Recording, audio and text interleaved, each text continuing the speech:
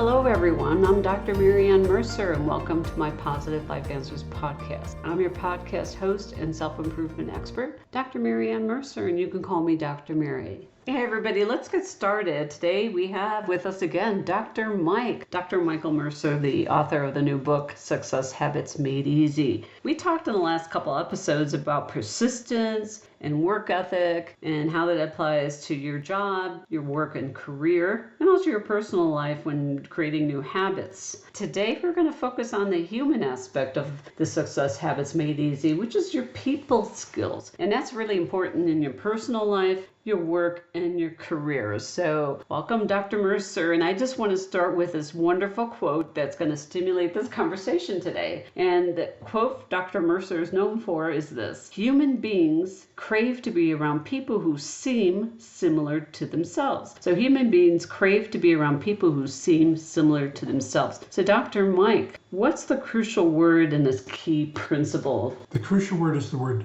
seems. Everyone is different from everyone else at a minimum of 1,000 different ways, but human beings enjoy being around people who seem similar to themselves. So the key is, if you want to win with people, you have to focus on how you seem similar to them. And I have a lot of great techniques you can start using today. Yeah, I mean, people can be different from each other in 100 different ways. And you kind of, because you're a success researcher, and it's important for listeners to understand this, other authors, they go look up other people's research and just rehash it, reiterate it, or copy it. Dr. Michael Mercer is a PhD success researcher, pre-employment test developer that companies use all over the country. And being a success habit researcher is this uniqueness in Dr. Mercer's personal life and his career. So I just want to make that known because that's really important. So in Dr. Mercer's research, he found different ways that people can get along with each other because, we're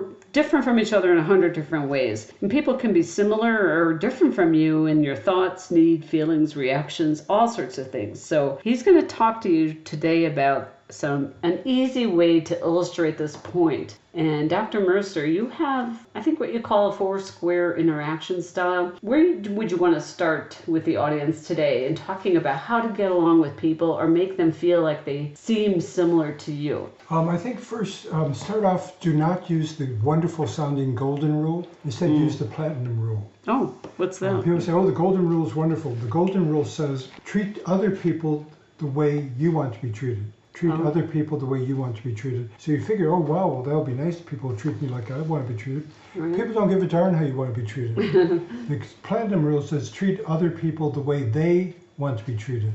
Oh. Treat other people the way they want to be treated. They don't care about how you want to be treated. They care about how they want to be treated. So if you treat them the way they want to be treated, that's key.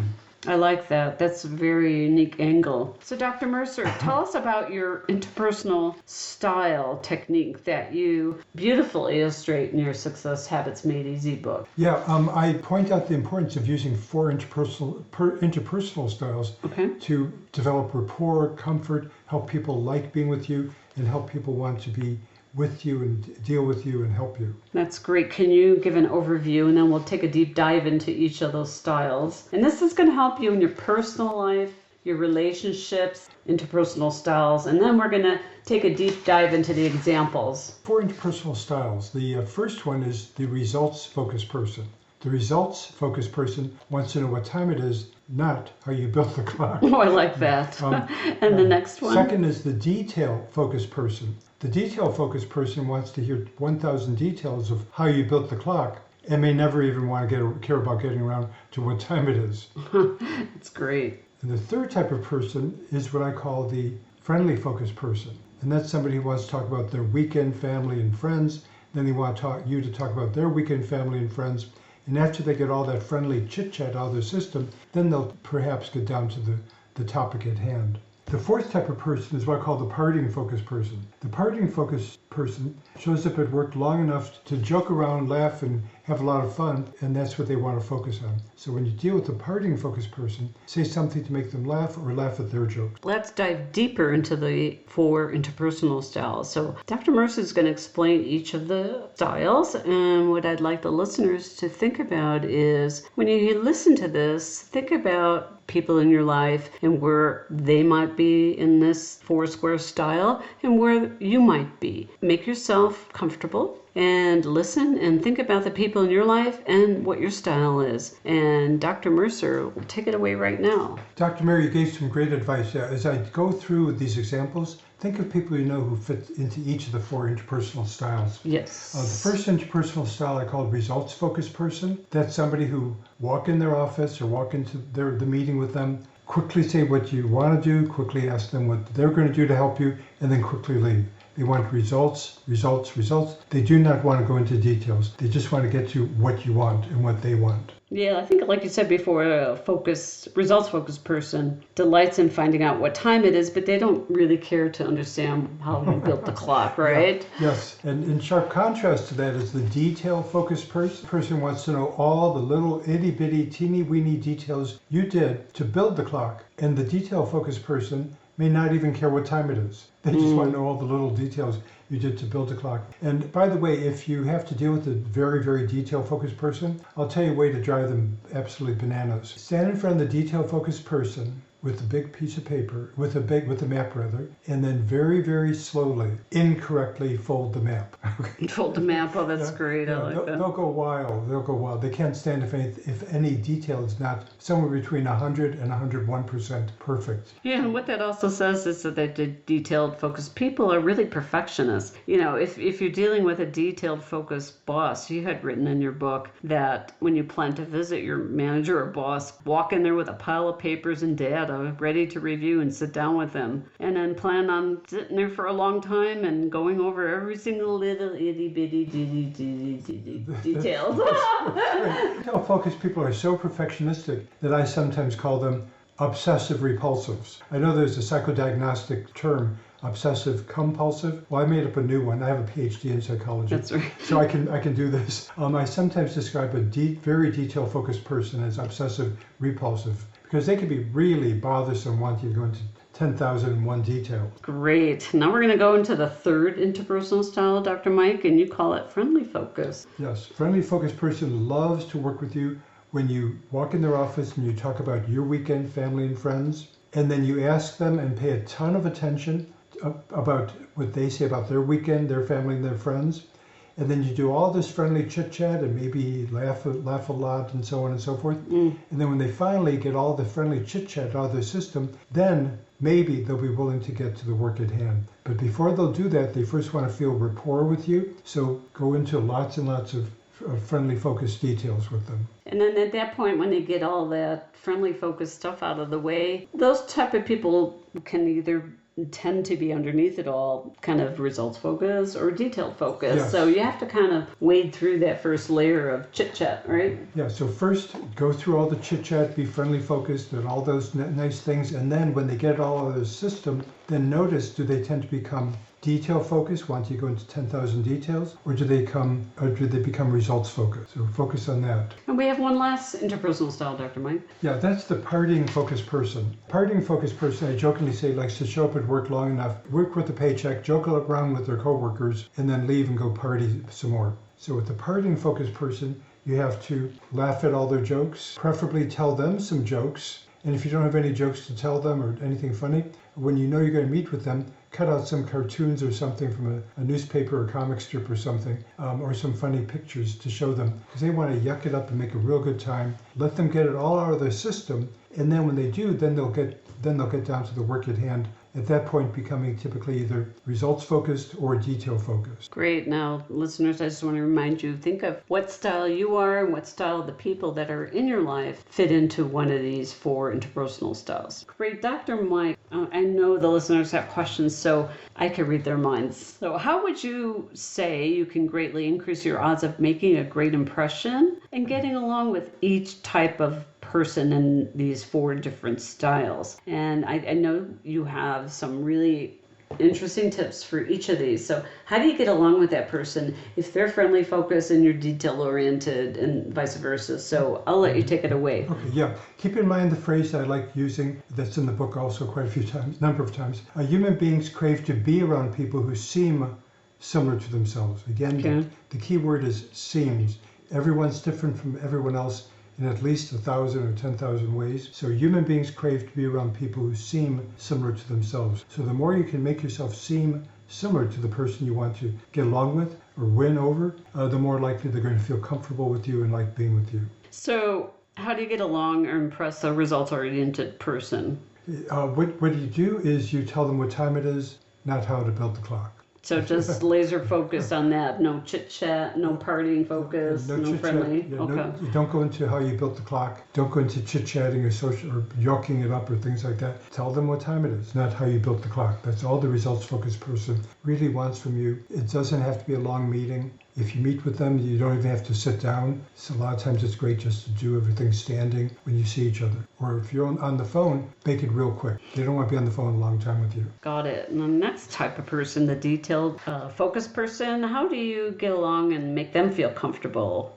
Detail focused people want to know all the little details how you built the clock. So what you need to do is tell them many itsy bitsy teeny weeny details that you use to build the clock, to do whatever you want to do. They don't care to be just results focused quick. They don't want to be partying focused. They don't want to be friendly focused. They just want to know 10,000 or 1,000 or whatever details of how you built the clock. So when you get together with a detail-focused person, be prepared to tell them all the details that you did. And if they did something you're dealing with, make sure you sit back nicely and listen to the 10,000 details they want to tell you. Yeah, and then I think the key there is you have to be patient and not rush this person because you'll just have to start all over again, right? Yeah, detail-focused people, they don't want to be rushed and they want to go into 10,000 details. Okay, how do you make a great impression on a friendly focused person, whether it's in your personal life or at work, and importantly, as you develop into your careers? What you do is you talk about their weekend family, friends, and what they like doing outside of work. They just love being friendly focused. So ask them about their weekend, their family, their friends, activities they do outside of work, and then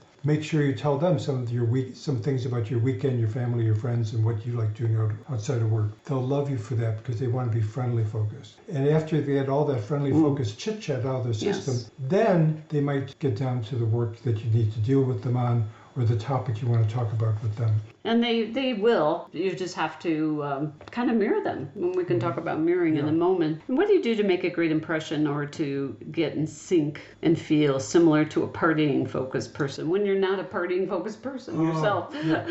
Partying focused people love to yuck it up and laugh. So you go in there, make them laugh. You laugh at all the jokes they say. Just make it a fun time for them and for you. Even if you want to get to the work at hand, listen to their jokes, tell them some jokes. Or if you don't have any jokes to tell them or a funny example, bring in a cartoon or an interesting photograph that you found related to the topic you want to talk about. And make it so that they feel that you're making a fun time out of it, not just focusing on results, not just focusing on details, and so on and so forth. Make it a fun time. Well, I like what you talk about. You laid this out very clearly, and most people will fall into one or two of the squares, or one mainly, and then they may have other characteristics. I think what you're saying too is practice using these interpersonal styles and be prepared. Be prepared to use this interpersonal style knowledge that you just gain, because you really have to go in there when you deal with people armed with knowledge. Yeah, that you're coming prepared to help them feel good dealing with you and make them want to deal with you, and you make it more enjoyable to deal with them. Okay. Human beings crave to be around people who seem similar to themselves. I've said that a few times now. That's such an important principle. Keep that in mind. I think that's really perfect. You also said before people prefer to be dealing with someone who uses the platinum rule, treat others as they would like to be treated. So remember to kind of think about who you're going to be meeting with and where they're at, and start using this style of interaction, meaning be on the same wavelength with them. Can you tell us a little more about that? Because the next thing you did discuss in your book is mirroring. Using the Foursquare style, you start to mirror other people. Can you just explain a little bit about that? Yeah, basically what you're doing when you use the same interpersonal style as the person you're dealing with is you're what I call mirroring them. You basically are like a mirror. Let's say they're results focused, focusing on what time it is, not how you built the clock. You're mirroring that. You're just focusing on what time it is, not how you built the clock. If they're friendly focused and talk about their weekend family friends, mirror that. Focus on your weekend family and friends. You might call that mirroring. In other words, you're shining back on them exactly what they shined on you. So Dr. Mike, let's get into the science that you discovered in your success habit research about mirroring and using these interpersonal styles to mirror and connect with people that way. Mirror people, there's a few ways you can do that, and they're very easy to do. You can do them immediately. First off, mirror body language. Okay. So if you want to get along with somebody or impress them, mirror their body language. So for example, if they're sitting, you sit. If they're standing, you stand. If they're sitting and leaning to the side, you sit and lean to the side. If they have their feet up on a cushion or on a desk or something, you do that also.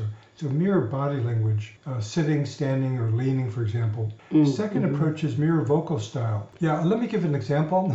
In my last corporate management position, I found there was one executive there who I found out kind of held the key that if you got along great with him, he helped your career go really fabulously. And so I noticed what he did is every time I met with him in his office, he'd sit, put his feet on his desk, then he'd lean forward, then he'd lean back, then he'd stand up, then he'd walk around his office, then he'd move around some more, then he'd sit down again, then he'd lean one way or another, then he'd lean forward, then he'd lean back, then he'd move around. So when I go see him, I'd mirror all of his actions. I mean, the guy was hyperactive, probably burned 10,000 calories per hour or something like that. And one day I had a real important meeting with him. He was one of the top executives. My boss was really concerned, and he said to me before I left to meet with Bob for my appointment with him, he said, Mike, Bob is super, ultra, extremely important here in the company. If you impress him, your career is going to go far. If you don't impress him, he will put a kibosh on your career. So I went in to see Bob, and sure enough, I walked in there. Bob was sitting in his chair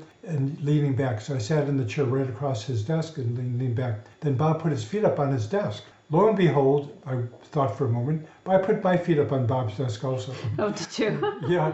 And I know that might have seemed rude, but he had his feet up on his desk. I figured I could. Then he stood up, and then he walked over to the window in his office. I stood up and stood right next to him, looking out the window with him. Then he went back to his chair. He sat down again, and he put his feet up on his desk. And I sat down across from him, put my feet on his desk. So he and I were doing that. Well, after about 20 minutes, I worked up a good sweat. Well, I got back to my office later that day. I walked in. My boss said to me, Mike, what'd you do? Bob called me and he said, you're fabulous. He said, could I clone you? He said, you're just fabulous. What'd you do? And I looked at my boss and I said, if I told you, you may not believe me. So I didn't bother to tell him. He pressed me and I did tell him a bit of what I did. He said, you're right, Bob does move around a lot and do all these sorts of things and stand up and walk around and lean and put his feet up on his desk and everybody else's desk. He said, that's great. You really impressed him. You did a great job. Keep it up. Bob is important for your career. And it's important to emphasize here, we're not talking about mimicking a person to the point of ridicule or it seems comical. No, you're moving in sync with a person. Can you describe that? Because I can really hear some of the listeners saying, are you making fun of the person by mimicking them? Yeah, you've got to be very careful when you do this. When you were a little kid, somebody might have mimicked you in order to make you cry or get upset. Don't do that. Instead, just be somewhat like the person is. If somebody's sitting, and you're meeting with them and they're sitting and they're leaning toward the back, sit back near them and lean back. If they're leaning forward toward you, then lean forward toward them. Think of it, that'll make them feel you're on the same wavelength. Let's say you're both leaning forward at a 45-degree angle. That makes you feel like you're on the same wavelength. But think about it, if one of you is leaning forward at a 45-degree angle, talking enthusiastically, and the other one is leaning back away from you at a 45-degree angle, that kind of says, hey, stay away. Let's have distance. Yeah. So mirror their body language. It helps make you feel closer with them, helps them feel closer with you. Yes, and if they're leaning in to talk with you and you're leaning back, that's a total disconnect, right? Yeah, typically leaning in means that if someone's leaning forward, let's say at a 45-degree angle toward you, that means they're really interested in what you're saying or what they're going to say to you. And if you lean back at a 45-degree angle back, that shows kind of don't really care to listen to them.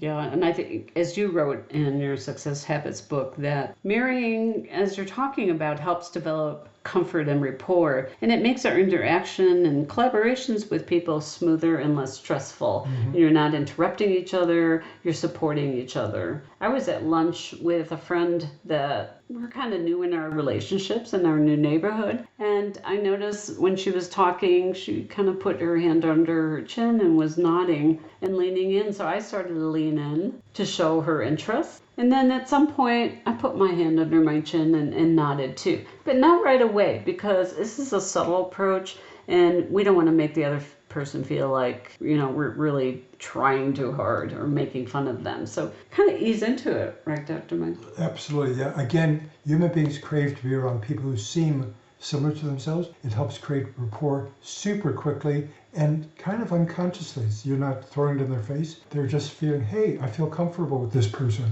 They're sitting the way I'm sitting, or they're talking the way I'm talking, or they're moving the way I'm moving. It feels good. Yeah, it makes them feel emotionally closer to you. And that's important in any part of your life. There's a lot of tips in this particular chapter. We chose this interactional style and mirroring, and there's a lot more jam-packed in this chapter. For now, we're just going to leave you with one more, I thought, really interesting tip of mirroring. And Dr. Mike, would you share that with us, please? Mirror a person's attire. Dress somewhat like they dress. Now, you can't dress exactly like it, but if you're going to meet with somebody who's just going to be dressed formally, dress formally. If you're going to meet with somebody who's dressed very informally, or like they're going to go do some athletics or something, dress like that. So dress like they do. Human beings crave to be around people who seem similar to themselves, including how their attire or how they dress. I'll tell you an interesting bit of research I did. I went to a shopping mall where they had a food court, and I brought with me 2 clothing magazines. One was from the Gap clothing store, kind of casual clothing, and the other one was the Neiman Marcus clothing catalog, very formal and expensive clothing. And I took the two catalogs and I put them on a table in the food court in the shopping mall. Lo and behold, when someone walked up to that table and sat there, and they were dressed informally and casually and loosely, they picked up the Gap catalog. Oh, yes, okay. Other people, I picked up the catalogs, I put them on a different table, and some people sat down who were dressed very formally. The man was wearing a suit, the woman was wearing a very beautiful, expensive-looking dress. They sat down, they immediately picked up the Neiman Marcus catalog to look at that. I call it needless markup. But they picked up that catalog and looked at that. In other words, the person dressed casually wanted to look at people who dressed like them. Okay. The people who dressed formally and very expensively want to look at a catalog of people who look like them, the Neiman Marcus catalog. Oh, I love that story, Dr. Mike. And as we wrap up, I like kind of summarizing where we're at with all this. I think the key takeaway here is the interpersonal styles and mirroring them. So I think the major overall goal in trying these techniques in your life is to help people feel more comfortable with you. People feel comfortable with you when you're in sync with them, on the same wavelength, and you demonstrate understanding and care about them. And the way you do that is through the 4 interpersonal styles and mirroring them. So when you are finished with this episode, just think about what style you are, what style the people are in your life, and use one of these many tips for each of these styles and mirroring suggestions to take your life to even greater places and to become a superstar in your personal life and career. And I stole that from Dr. Mercer because its subtitle to Success Habits Made Easy is Proven Actions to Make You a Superstar in Your Personal Life and Career. And again, there's much more in this chapter too, and it's jam-packed with wonderful takeaways. I love Dr. Mercer. You put it all in the place here. You make it easy to do and easy to follow. And we will be coming back next time with creating fantastic impressions on people who count in your life, personally and professionally. And then we'll talk about some things about goal setting and habits and vision. These last few episodes of persistence, work ethic, and the personal styles are the key to taking your vision for your life to greater places. Any one last thought, Dr. Mercer? One thought is everyone listening, all the listeners, think of what we talked about today. Pick out 1 or 2 or 3 of the techniques I talked about today. It doesn't have to be all of them. Just pick out 1 or 2 or 3 and actually start using it today or tomorrow at the latest. And it's easy to do, and they don't take a lot of heavy lifting, and it does work. Dr. Mercer is your success habit researcher, psychologist, and author of Success Habits Made Easy. So the link will be in the bio, and we will meet you next time. Thank you, Dr. Mike. There were a lot of pearls of wisdom, and I think it can really help people get along and feel comfortable with each other. You're so welcome. Thank you. We look forward to next time. Thank you for listening. This is Dr. Mary. And Dr. Mike. See you next time. A note to my listeners, this podcast aims to provide useful information to my listeners. It is published with the understanding that your host, Dr. Mercer, is not engaged in rendering professional services, counseling, or therapy through the contents of this podcast. If professional services is sought by the listener, such as counseling or psychotherapy or medical advice, then the listener is responsible for seeking services of a competent professional. Contact your local psychological association or contact your doctor for referrals.